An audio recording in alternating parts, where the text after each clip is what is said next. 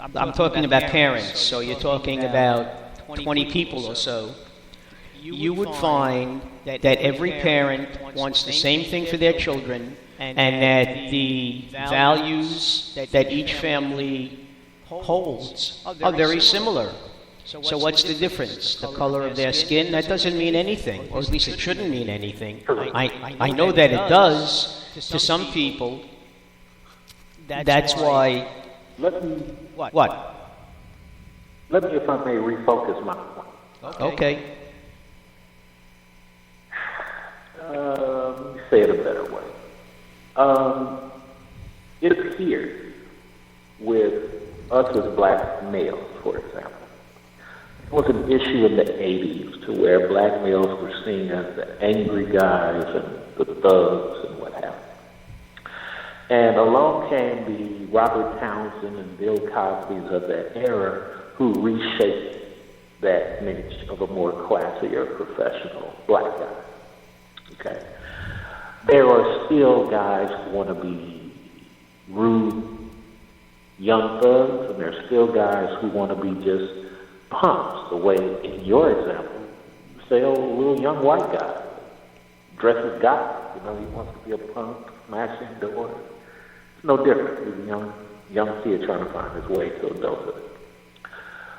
So we cleaned that up as far as, hey, black guys are more approachable, and yada, yada, yada. So now you have a situation where you get these young black guys getting killed, for example. And now even white people are like, they're not selling drugs, they're not gangbanging, and half of these guys don't even have guns, and they're just coming up dead by police. So now people are starting to see that for many examples, police have always killed people for no reason, male, female, white, black. So I'm refocusing on that premise, meaning that when Jewish people, as I pointed out earlier, make all these assertions toward other folk, like you marginalize and maybe you don't even realize you did it, but you marginalize the Kwanzaa thing. You considered it a harvest. At no point in time would I come and say that someone's holiday is in reference to, it is what they consider it to be. And I know you didn't mean it, and I didn't take it to heart, but someone else might. And I think that's where the discussion, and hopefully I'm making a point here that you can receive, but that's where the discussion with Jewish folks tend to come about. When I made the point about the state being at the top of Palestine, and now it's pretty much engulfed all of Palestine, and the only thing really left is the Gaza Strip. No, everybody avoids that Jewish conversation. Everybody says, but they're firing at us. Yeah, but you guys are swallowing up their state. I mean, they let you come live there. But that's neither here nor there. I think my point I'm trying to say, so that there's no confusion, is that anytime someone brings up a point about, hey, Jewish people, can you chill out and not oppress people and then scream victim? Then someone will start talking about lollipops and flowers, fried chicken, watermelon. And it's like, no, we're not talking about that. Can you just stop with the hate talk? I mean, well, we Jewish people, we don't do that. Okay. Like you, sir, I don't have a lot of examples of Jewish people treating me personally badly. But when I see it, I see why people in Germany get upset. When I see it, I see why people in Romania and Russia get upset.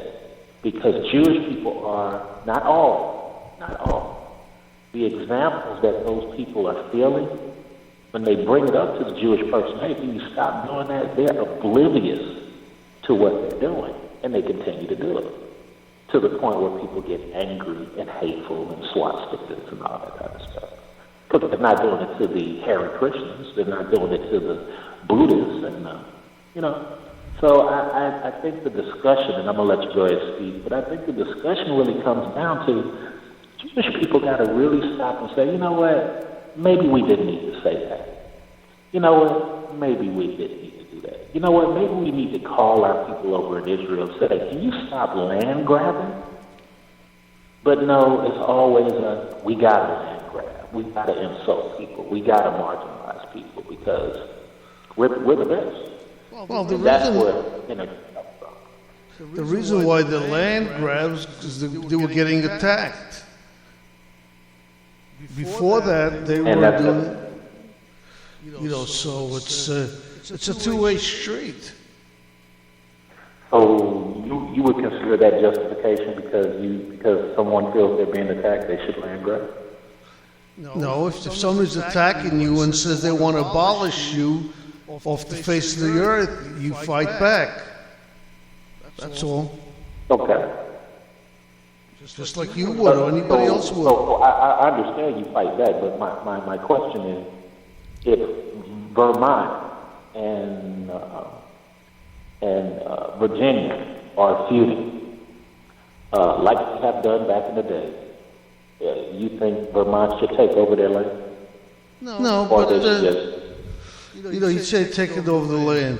I think that would work better if it was New Hampshire. Well, Geographically. Better example. Yeah, better example. Well, listen, in Israel, 25% of the people are Muslims, and they would not leave Israel for any money in the world, and they're Palestinians. Sure. Because they get treated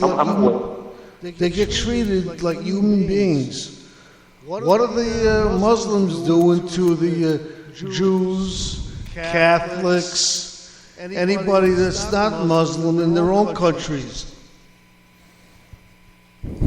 Okay, so we got away from the fact that we're talking about the land grab. Now we're talking about I'm not talking about the country. I'm not talking about the land grabbing. It's everybody. I'm not saying what they did is right or wrong. What I'm saying is what they're doing. A lot of it is just self-defense, trying to create better borders. Let me chime in for a second and say, forget about the bombing on both sides. You can't even get the powers that be to sit down at the same table and talk. It's almost like the war in Korea, when the Koreans, North Koreans and the Americans fought over the shape of the table. They nitpick about petty things while people are still getting killed.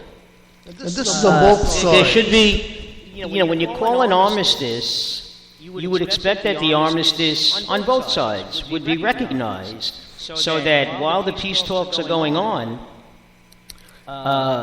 people can go about their lives the way they did before all this bombing began. If you're not going to reach a solution if you don't sit down at the same table. I mean, you look at that is very true. That is very true, and I just want to say again, no hatred. This is just a topic that is interesting to me because when I was a little kid, there was more peaceful interaction between Palestine and Israel that I knew of, and ever since this land grab that's been going on for the past few triple or quadruple decades, there's been this fight. And it's very, if I see it, the Russian guy sees it, the Romanian guy sees it, the English guy sees it, but the Jewish person doesn't understand it, then at some point in time, I think the Jewish community needs to talk to Israel and say, hey, can you stop that? Because that's one of the reasons why even the last couple of presidents, like, can you go back to the borders that you... No, we don't want to do that. Okay, no problem. All right, we'll keep supporting. And we're trying to get more land grabs. So here's my final point. Okay. Here's my final point. I'm going to back out after this. Forget everything I said for a minute. Everything that I put on the table, because I see we're spinning away. My only question is, after this last round of missile attacks, and as the other gentleman said, Israel was defending itself, why pass that legal document to get more land that you just bombed? Why do that? Please explain. Well, I have to tell you, addressing just what you just said, there are many people in Israel who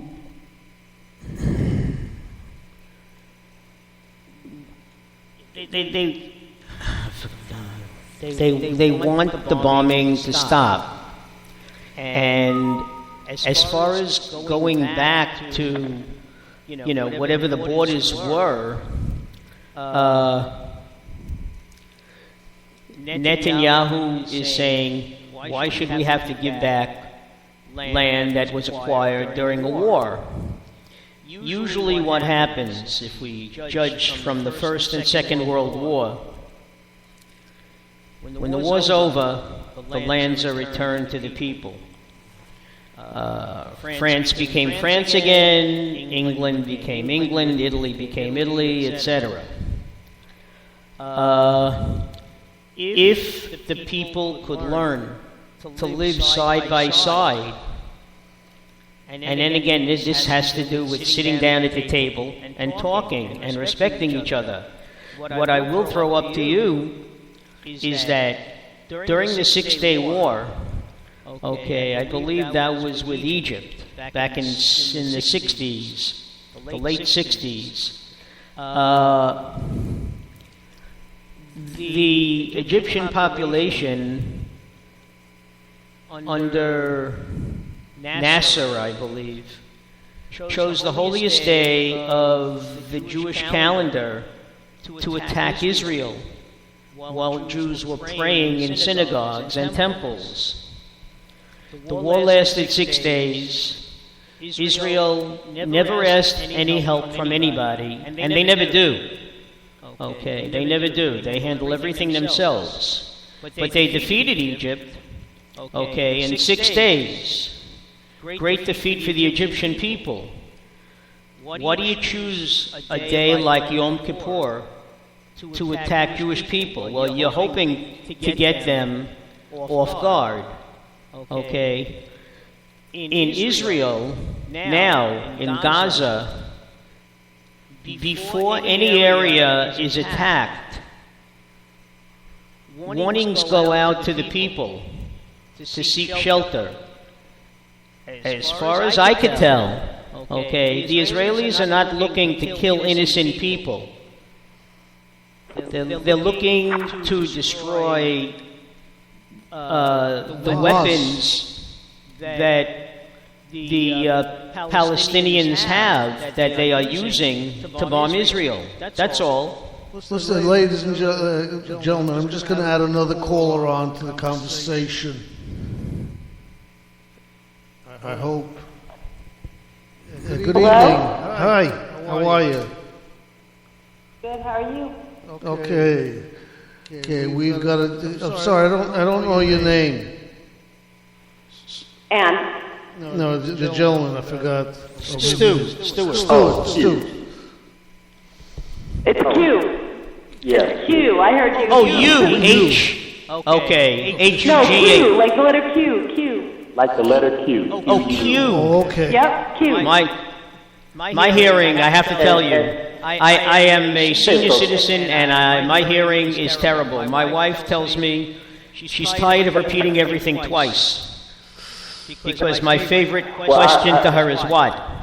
But just in the past... Well, before the lady speaks, I just wanted to reiterate a quick 3-second point. And see, just in that example, we totally avoided what I was asking. I was talking about the August 31st, 2014, 2,000-acre land grab. There's no justification for it. And that's what people see. But go ahead. I'll be quiet. The reason why they do it is I don't know. I A lot agree of- with you on that, but